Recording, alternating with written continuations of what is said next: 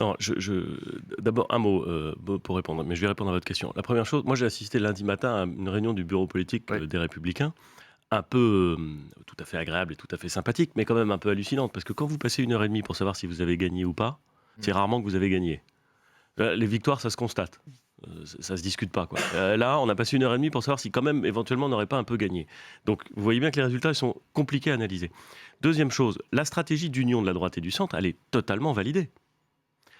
Imaginez une seconde qu'au soir du premier tour, la droite et le centre eût été divisés. Qu'est-ce qui serait passé? On aurait été troisième, quatrième. La question du désistement, elle se Mais serait quand posée les dans chefs toutes de les file régions. sont incarnés par des centristes, les chiffres le montrent, c'est pas, Mais vous savez, fameux. les résultats du premier tour, ils sont, entre guillemets, mauvais pour tout le monde. Que dans une région comme PACA, Christian Estrosi fasse 15 points de moins que Marion Maréchal Le Pen, et il n'est pas exactement sur la ligne centriste au premier tour de Oui, l'élection. d'accord. Donc tout le monde Ouais. prend une claque au premier tour. Et au deuxième tour, en vérité, c'est très serré dans beaucoup de régions. C'est très serré en Normandie, où nous l'emportons. C'est très serré dans le centre, où nous perdons. C'est très serré en Île-de-France, où nous l'emportons. On voit bien que le delta est très... Et évidemment, C'est quand le très mince. delta... Voilà, c'est très mince. Donc ça valide la Et c'est très mince stratégie partout.